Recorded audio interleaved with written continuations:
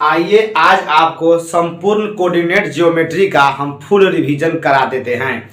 तो इस वीडियो के बाद जो है कोई भी प्रश्न में आप लोगों को डाउट नहीं होगा और आप जो है 100% जो है प्रश्नों को करके आएंगे।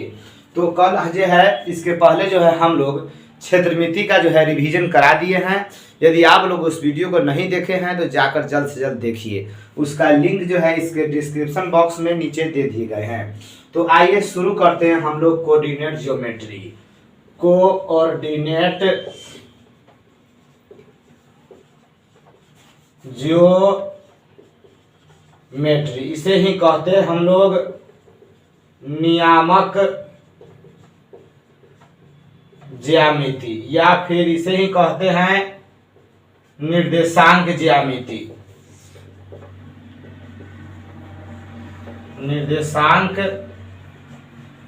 ज्यामिति। तो ध्यान दीजिएगा आप लोग, कोऑर्डिनेट ज्योमेट्री हम क्या कर रहे हैं, आप लोग को रिवीजन करा देते हैं एक ही वीडियो में। जितने भी इसके इस चैप्टर के अंतर्गत कंसेप्ट और सूत्र है सभी के सभी हम क्या कर देते हैं, आपको समझा देते हैं एग्जाम्पल के साथ। तो सबसे पहले जो है इसका जो बेसिक बात जान लेना है, क्योंकि बेसिक से डायरेक्ट प्रश्न आपके रहेंगे और उसमें जो ज़्यादा समय भी नहीं लगता है और जो है गलती होने का कोई चांस भी नहीं रहता है। तो आइए पहले टिप आपको हम बताते हैं। देखिएगा, क्षैतिज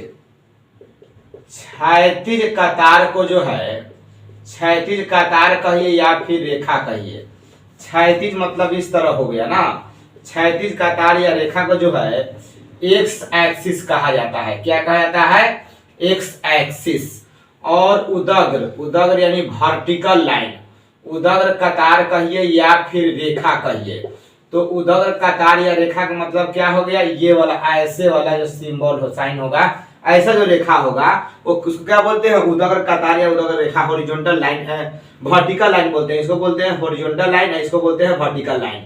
तो इसको बोलते हैं हम लोग वाई अक्ष। क्या बोलते हैं? वाई अक्ष। तो आप ध्यान रखेंगे, क्षैतिज कतार को एक्स अक्ष कहते हैं, जबकि उदग्र रेखा को उदग्र कतार को क्या कहते हैं? वाई अक्ष कहते हैं। और ये हो गया एक्स अक्ष और ये हो गया वाई अक्ष। तो ये हो गया हम लोग का एक्स अक्ष और ये हो जाएगा वाई। यह जो है जिस बिंदु पर कटता है, एक्स अक्ष और वाई अक्ष जिस बिंदु पर कटता है उस कटान बिंदु को मूल बिंदु कहते हैं। तो ये हो जाएंगे क्या? मूल बिंदु यानी ओरिजिन। ये हो जाएंगे मूल बिंदु।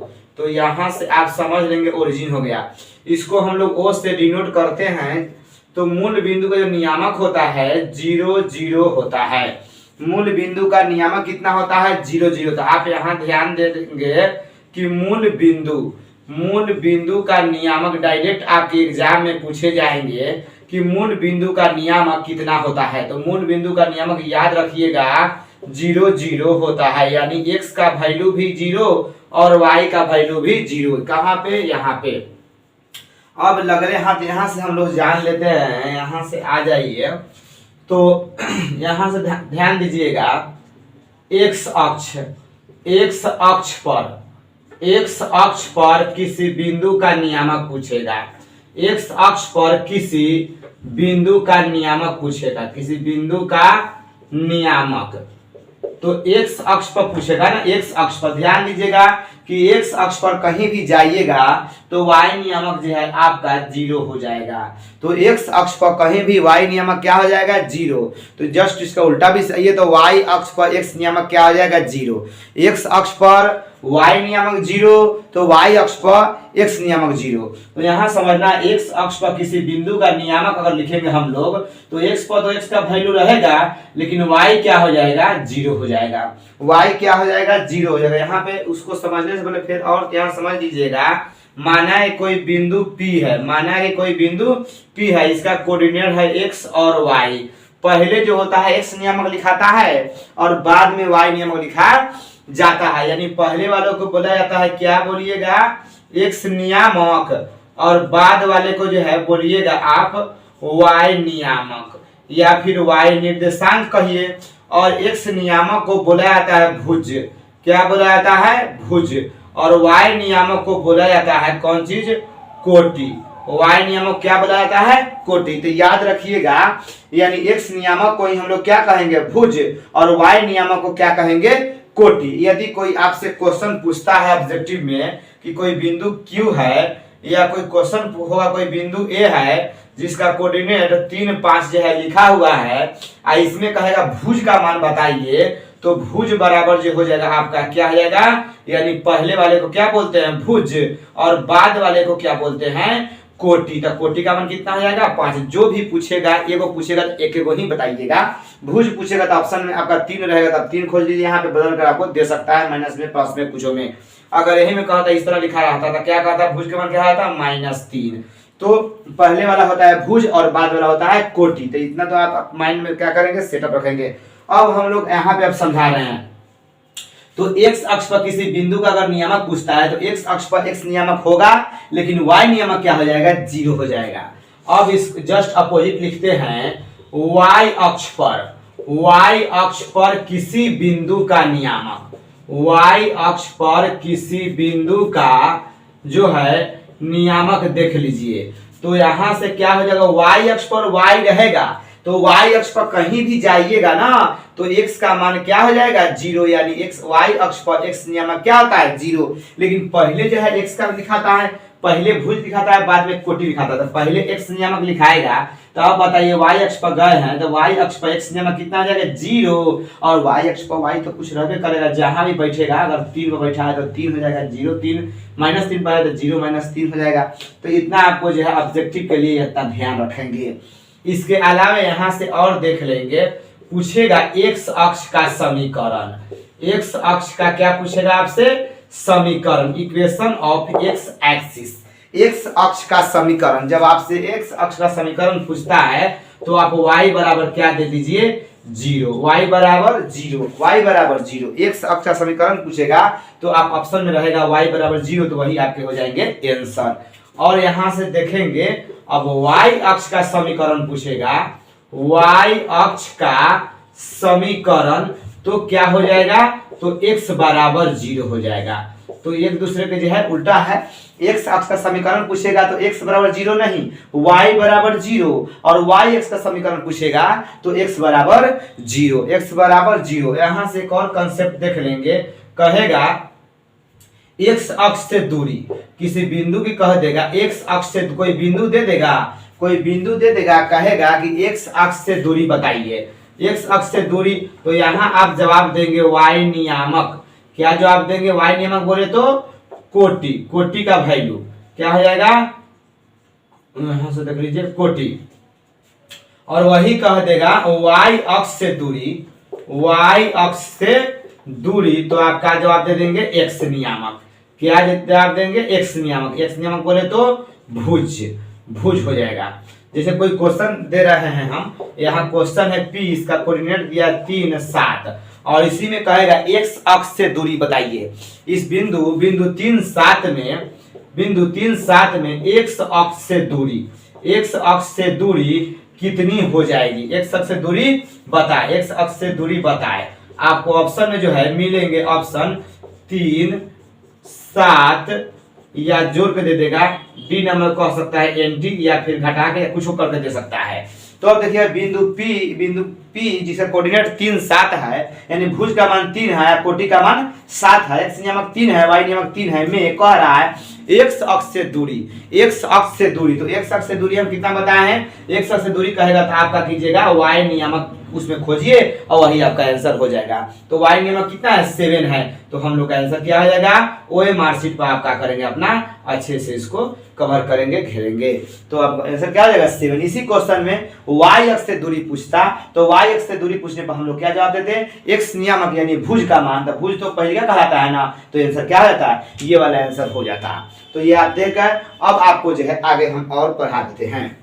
थोड़ा पूछेगा क्वेश्चन, पूछ सकता है चतुर्थांश। चतुर्थांश यानी क्वाड्रेंट संबंध किस चतुर्थांश में स्थित है? देखिएगा x, यहां से ये x अक्ष और ये हो गए y अक्ष। ये x अक्ष हो गए, दो पार्ट में बांट दीजिए, x x डैश, ये y y डैश। एक पॉजिटिव पार्ट, एक निगेटिव पार्ट। निगेटिव पार्ट की तरफ डैश ले लेंगे। ये एरो इसलिए देते हैं कि आगे भी ये जा सकता है सहूलियत के हिसाब से अपना। और ये दोनों अक्षों के कटान बिंदु को क्या कहते हैं हम लोग, मूल बिंदु। क्या कहते हैं, मूल बिंदु। और मूल बिंदु का नियमक अभी भी बताया कितना होता है, 0 0 होता है। तो ये हो गए मूल बिंदु। और यहाँ से जो है ना, यहाँ हम लोग बढ़ते हैं, इधर बढ़ेंगे दायां तरफ, तो ये हो जाएगा पॉजिटिव पार्ट, पॉजिटिव बढ़ेंगे। और यहाँ से इधर बायां तरफ जाएंगे तो माइनस में, ऊपर जाएंगे तो प्लस में, नीचे आएंगे तो क्या आता है, माइनस में। जो भी वैल्यू आप लेते हैं इधर क्या लेते हैं, माइनस में ही ना लेते हैं। ग्राफ पूरा बनाते होंगे आप लोग तो क्या करते हो, उसमें इसका यूज जो है बहुत होता है। तो ये प्लस वाला हो गया। इधर आप बढ़ते हैं, बराबर दूरी पर लेते हैं गैप पे, तो यहाँ से माइनस में, ऊपर जब चढ़ते हैं तो आप क्या होता है, प्लस में जाते हैं। तो यहाँ ध्यान दीजिएगा, इधर जो है जाएंगे एक्स तो प्लस में, वाई पर क्या आता है, प्लस में, यानी दोनों प्लस, दोनों प्लस। तो ये हो गया फर्स्ट क्वाड्रेंट, ये हो गया सेकंड क्वाड्रेंट, ये हो गया थर्ड क्वाड्रेंट, और ये हो गया फोर्थ क्वाड्रेंट। 4 को हिस्सा, एक्स अक्ष और वाई अक्ष के कटने से चतुर्थांश 4 को बन गए, 1 2 3 4, 4 को खंड, 4 दुनिया बन गया।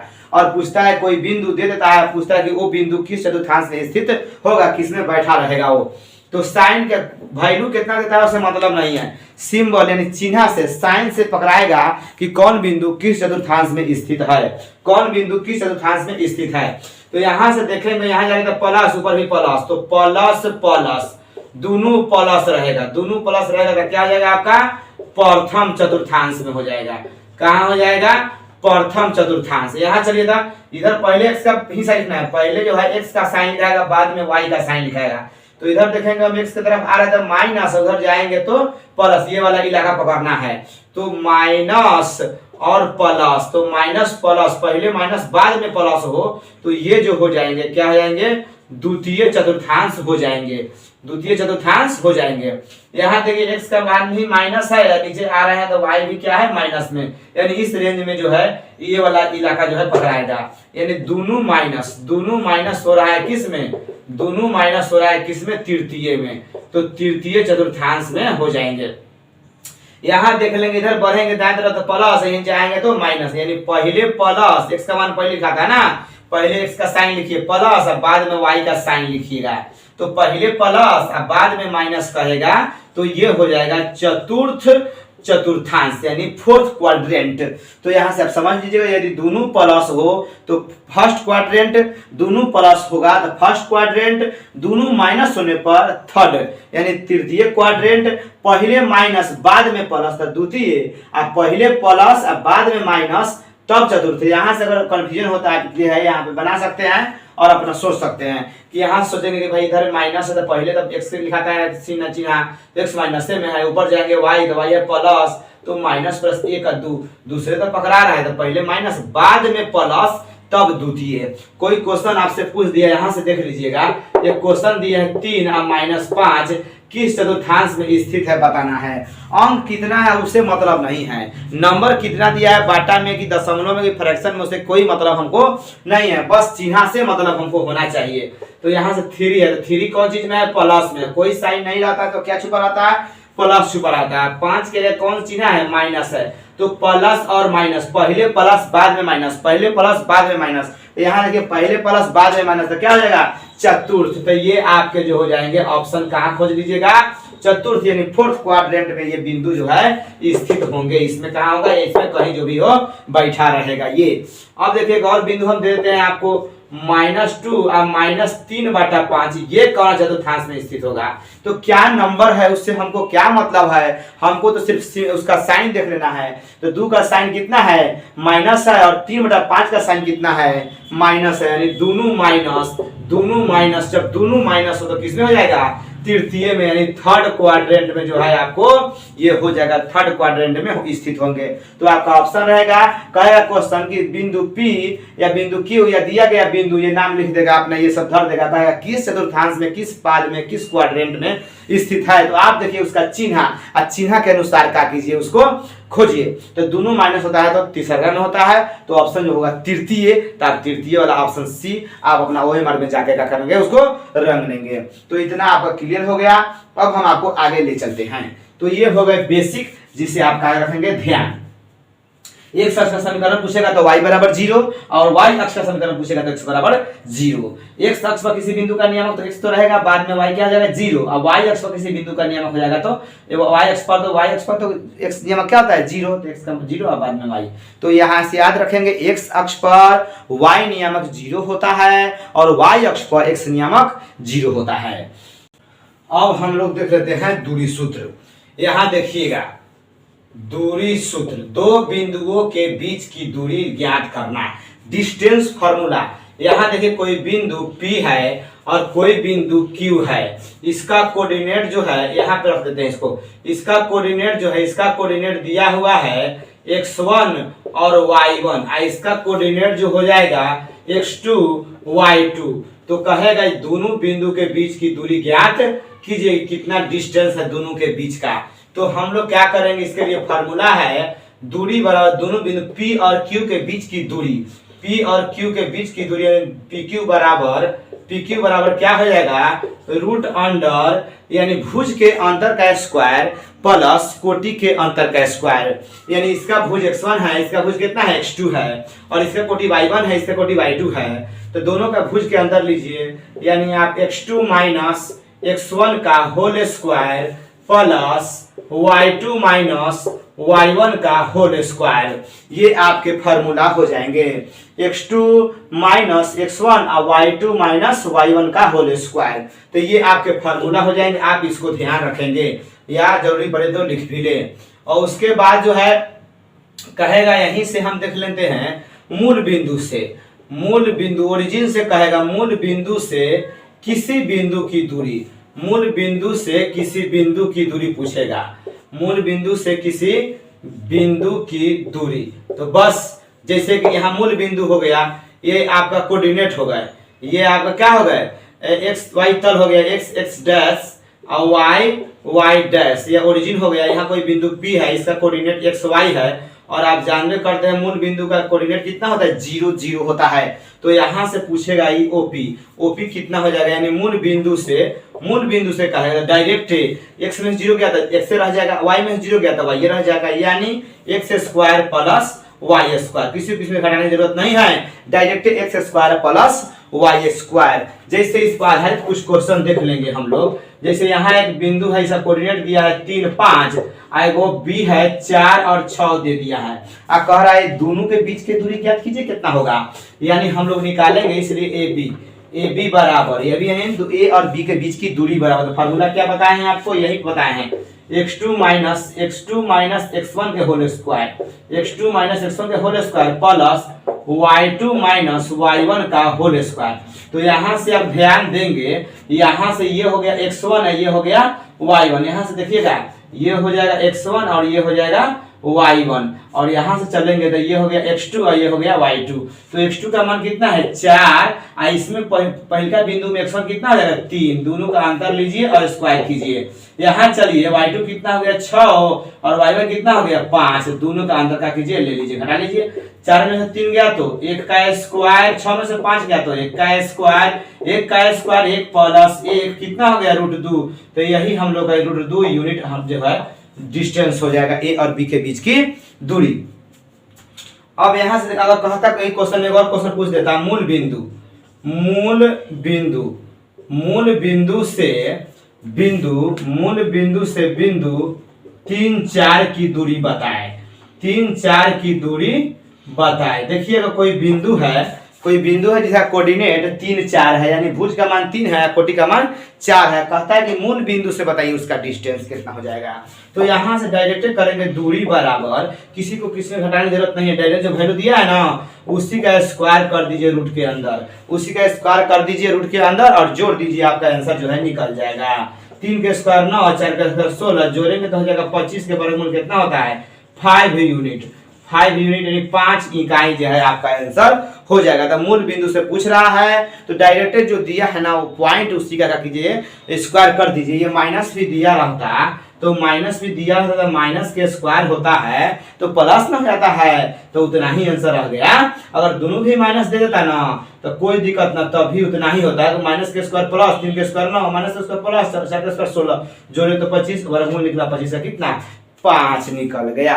तो ये आप देख लेंगे अब हम आपको जो है एक और क्वेश्चन जो है डिस्टेंस फार्मूला पर बता देते हैं। ये तो फार्मूला आप देख ही लिए हैं, मूल बिंदु से आपको जो है किसी बिंदु की दूरी बताना हम सिखा चुके हैं। अब देख लीजिए कैसे यहाँ क्वेश्चन देते हैं ए, यहाँ से 3 और 8 हो गया, और एक और बिंदु बी है, इसका कोऑर्डिनेट 5 है और यह क्या कर दिए हम 4 कर दिए। अब कहेंगे इसको निकालिए, यानी दोनों बिंदु के बीच की दूरी ज्ञात कीजिए। तो निकालेंगे ए बी बोले तो दूरी, यानी दूरी तो निकाल रहे हैं ए और बी के बीच का। तो फार्मूला क्या बताया है, root under x2 minus x1, यहाँ से x2 मतलब बाद वाला बिंदु का भुज, तो कितना हो गया 5, माइनस करना है कितना, यहाँ से ये लीजिए x1 और ये हो गया आपका y1, यहाँ से चलेंगे तो ये हो गया x2 और ये हो जाएगा y2। तो x2 कितना है 5 और x1 कितना है, इतना है -3, तो ये माइनस में दिया है आई फार्मूला के माइनस, तो ये माइनस टकराया क्या हो गया प्लस, तो माइनस में क्या होता है प्लस, तो ये 3 हो जाएंगे, इसका होल स्क्वायर करेंगे। y2 कितना है 4 है, y1 कितना है 8 है, घटाइए और इसका स्क्वायर ले लीजिए। तो 5 3 8 के स्क्वायर प्लस 8 में 4 गया तो -4 के स्क्वायर, 8 के स्क्वायर 64, 4 का स्क्वायर 16, माइनस का स्क्वायर होता है ना तो प्लस हो जाता है, 6 4 10, 6 1 7 1 8। रूट अंडर 80 को तोड़ लीजिएगा, रूट से कुछ निकलने वाला होता निकाल दीजिएगा। 16 5 80 होता है, 16 का वर्गमूल 4 है, रूट 5, तो यही आपके आंसर हो जाएंगे। तो इसको जो है आप ध्यान रखेंगे, इसको क्या रखेंगे ध्यान रखेंगे, ऐसे ही बनाना है। जो भी पॉइंट देगा तो आप उसको अच्छे से x1 x2 y1 y2 के सिलेक्ट कीजिए और तब जाके x2 में से x1 घटाइए, यानी दोनों के पहले दोनों के भुज का अंतर लेके स्क्वायर कीजिए और दोनों के कोटि का अंतर लेके स्क्वायर कीजिए, चाहे वो जगह पर ए हो बी हो साइन हो कॉस हो कुछ भी हो, और बस कैलकुलेशन कीजिए तो ध्यान से कीजिए, माइनस प्लस का भी ध्यान करके ही बनाइए। तो आइए अब हम लोग यहाँ तक जो है डिस्टेंस फार्मूला देख चुके हैं, अब इसके आगे आपको हम बता देते हैं। अब हम लोग सेक्शन फार्मूला देखेंगे। इसके पहले हम लोग थोड़ा जान लेते हैं, छोटा सा वर्ड है समदूरस्थ। समदूरस्थ का मतलब क्या हो गया, समान दूरी पर स्थित, समान दूरी पर स्थित। तो इस पर आधारित आपसे जो है क्वेश्चन पूछे जा सकते हैं कि कोई बिंदु है P और यहाँ से समान दूरी पर दो बिंदु, एक A और एक B क्या है स्थित है, तो यहाँ पे जो क्या करेगा, इसका कोऑर्डिनेट, इस सब का कोऑर्डिनेट दे दिएगा और आपको जो है दोनों की दूरी क्या करना है बनाना है, कैसे करके, तो AP बराबर BP करके बना सकते हैं। यानी ये बताइएगा इसका कोऑर्डिनेट पता है तो डिस्टेंस फार्मूला इधर लगाइए लीजिएगा, और इसका पता है तो इधर डिस्टेंस फार्मूला लगाइए लीजिएगा। उसमें एक जो है कोई अनजान टर्म दे देगा जो अपने आप मान निकल जाएगा, x कहीं भी x कर देगा या फिर y कर देगा, तो आप जो है इसको आराम से बना सकते हैं। उसमें रूट आएगा, रूट तोड़ने के लिए दोनों तरफ स्क्वायर कर लीजिएगा आप। तो ये हो गया। अब हम लोग जो है सेक्शन फार्मूला देख लेते हैं। सेक्शन फार्मूला यहाँ देखिएगा, सेक्शन फार्मूला यानी विभाजन सूत्र। विभाजन सूत्र माने किसी रेखा को बंटवारा करेंगे। देखिएगा एक रेखाखंड है, एक रेखाखंड है AB, एक रेखाखंड है AB, एक रेखाखंड है, और इसका कोऑर्डिनेट जो है दे दिया है x1 y1, और इसका कोऑर्डिनेट जो है x2 और y2 है। कोई बिंदु है जो माना है कोई बिंदु P है जो रेखाखंड AB को बिंदु P पर दो ऐसे भागों में बांट देती है कि एक भाग M1 और एक भाग M2 में के अनुपात में क्या जाती है, खंडित हो जाती है, यानी अलग अलग हो जाती है। क्या हो गया, एक रेखाखंड AB है और इस रेखाखंड AB को एक बिंदु P M1 अनुपात M2 में दो टुकड़ों में क्या की बांट दी। तो पूछेगा इस बिंदु का कोऑर्डिनेट कितना होगा। इस बिंदु का कोऑर्डिनेट हम लोगों से क्या करेगा पूछेगा, तो कैसे निकालेंगे। दो बात पूछ सकता है, क्या करेगा, ये तो दिया रहेगा, तो अगर रेशियो देता है तो इस बिंदु P का कोऑर्डिनेट पूछेगा। यदि ये दोनों भी दे दिया और इसका जो है कोऑर्डिनेट भी दे दिया, तब आपसे जो है M1 और M2 के मान पूछे जाएंगे।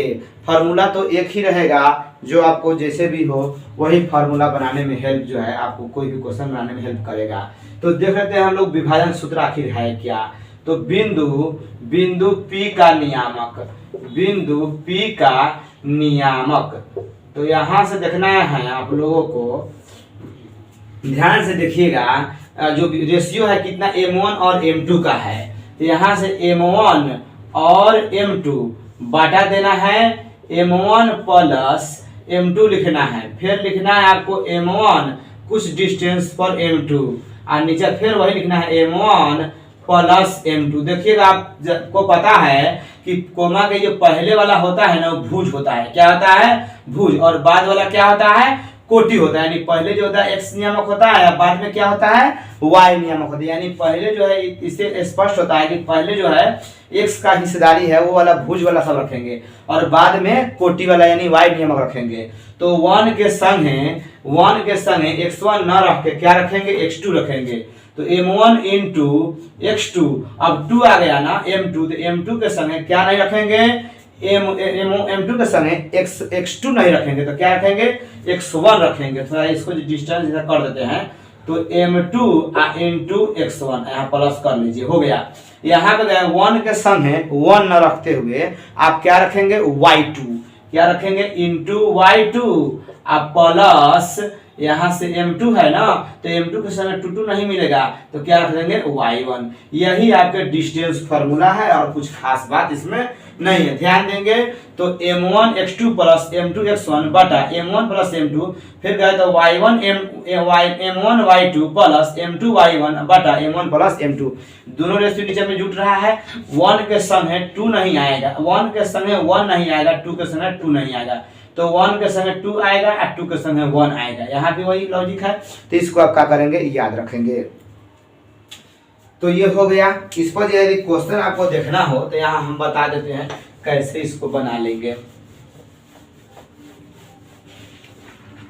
तो यहाँ देखिए रेखाखंड है ए है, इसका कोऑर्डिनेट दे दिया है 3 2, और यहाँ बी है, इसका कोऑर्डिनेट दे दिया है मान गए 4 5 दे दिया। एक बिंदु P है और जो इसको इस रेखाखंड को 2 अनुपात यहाँ इसको कर दिए 3, देखने से लग रहा है ना 12 छोटा, 3 अनुपात 2 में क्या कर रही है, बांट रही है। तो यहाँ से ये हो जाएगा आपका m1 और ये हो जाएगा आपका m2। तो पूछा है बिंदु P का कोऑर्डिनेट आखिर यहाँ पे कितना होगा। तो देखिएगा बिंदु P का नियामक, बिंदु P का नियामक कैसे निकालेंगे, तो दोनों रेशियो का जो है हिस्सेदारी कुछ ऐसे है, तो m1 प्लस m2 नीचे करना है, तो 3 प्लस 2 और 3 प्लस 2 तो खाली होबे करेगा, m1 प्लस m2 दोनों में हो रहा है ना, तो इतना तो पहले हो ही जाएगा। उसके बाद जो चीज नीचे वाला ऊपर रख कीजिएगा 3 और 2, फिर से 3 और 2, तो इसके संग m1 है, m1 के संग जो है x2 रखना है, x2 कितना है यहाँ पे बाद वाला बिंदु में 4, आई है m2, तो m2 के संग x1 रखना है, x1 कितना है 3, तो गुना 3 प्लस कर लीजिए। और यहाँ से फिर गए तो ये अब y वाला हिस्सेदारी आ गया, तो m1 है तो m1 के संग y2 रखेंगे, तो y2 कितना हो गया, y2 हो गया हम लोग का 5, और यहाँ है m2, ये क्या है फॉर्मूला देखिए ना, m2 इंटू y1 मैंने पहले का बिंदु में जाएंगे ना, तो यहाँ से ये हो जाएगा गुने 2, ये हो जाएगा x1 और y1, आई हो गया x2 और y2। बस इसको अब 4 तिहाई 12, 3 दूनी 6, 12 6 कितना होता है 18 बटा 5, अब 5 तिहाई 15, 2 दूनी 4, 15 4 19 बटा 5। यही आपके आंसर हो गए सेक्शन फार्मूला संबंधित प्रश्न के जवाब। इसका कोऑर्डिनेट इतना हो जाएगा। अब यहाँ से हम लोग देख लिए, अब आपको ले चलते हैं एरिया ऑफ ट्रायंगल, त्रिभुज के फार्मूला के तरफ। अब चलिए यहाँ से एक और बात याद रखिएगा, आप क्वेश्चन आपसे पूछ सकता है समानांतर चतुर्भुज। समानांतर चतुर्भुज कैसे होता है, ये हो गए समानांतर चतुर्भुज, तो ये हो गए समानांतर चतुर्भुज। तो समानांतर चतुर्भुज विकर्ण होता है ना, दोनों जो है एक ही मध्य बिंदु होता है, तो आप इसको बनाइएगा, मान लीजिए नामकरण कीजिएगा ABCD, तो कहिएगा AC का मध्य बिंदु बराबर होगा BD का मध्य बिंदु। मध्य बिंदु का फार्मूला आपको जल्द हम बता देते हैं, मध्य बिंदु एंड त्रिभुज के माध्यिका का। अब देखिएगा हम लोग देख लेते हैं area of triangle. Area of triangle से पहले मध्य बिंदु देखिए, ये कोई रेखाखंड है, कोई क्या है रेखाखंड है, ए बी। ऐसा का कोऑर्डिनेट पता है ना, x1 y1 और इसका कोऑर्डिनेट पता है x2 y2 और एकदम बीचे में कोई बिंदु P है तो इसी को ना कहिएगा मध्य में स्थित है, मध्य बिंदु यानी बीच का बिंदु। अब यहाँ से बंटवारा तो बराबर ना हो गया हो, बंटवारा क्या हो गया बराबर, तो बंटवारा बराबर करता हो तो वो चीज जो है जो काट रहा है वो मध्य बिंदु होता है। तो इसलिए कहिएगा मध्य बिंदु का नियामक। ये आपसे ऑब्जेक्टिव में प्रश्न पूछे जाएंगे, मध्य बिंदु का नियामक यदि बिंदु P का नियामक, मध्य बिंदु का नियामक। आप चाहे तो सेक्शन फार्मूला से बनाएंगे ना तो उतना ही पाएंगे। तो क्या हो जाएगा, दोनों के x1 प्लस x2/2 और y1 प्लस y2/2, यही तो है कॉन्सेप्ट। दोनों के भुज को लेकर जोड़ दीजिए, दूसरे भागा कर दीजिए, दोनों के कोटि के जोड़ दीजिए, दूसरे भागा कर दीजिए। माना कि कोई क्वेश्चन हम दे रहे हैं, जैसे क्वेश्चन हो गया 4, 6 तथा बिंदु B है और इसको हम ले लेते हैं 8 और ना होगा तो इसको ले लेते हैं क्या कर दिया जाए 4 कर देते हैं। चलिए का मध्य बिंदु के मध्य बिंदु का नियामक बताए। ये क्वेश्चन ऑब्जेक्टिव आपसे पूछे जाएंगे कि A और B के मध्य बिंदु का नियामक बताए, मध्य बिंदु का नियामक बताए। तो कैसे बनाएंगे, तो इस डायरेक्ट कहेंगे मध्य बिंदु। तो मध्य बिंदु देखिए तो आप एक दोनों को पहले का जोड़ दीजिए तो 8 को 4 को यानी 4 + 8 बटा कितना करना है फार्मूला से 2 और बाद वाले कोटि जोड़िए। इसका कोटि कितना है 6, ऐसा कोटि है 4, दोनों को जोड़िए, 2 से भाग कीजिए। अब बनाइए 8 4 12 क्या था हो गया 6 6 4 10 कितना हो गया 5। आपका इंतजार जो है ऑप्शन में ये करते रहेंगे कौन 6 5। तो ऐसे आप जो है आपको बना लेना है। तो मध्य बिंदु निकालना होगा तो पहले दोनों के भुज को जोड़ देंगे या दूसरे भागा कर देंगे और बाद में दोनों को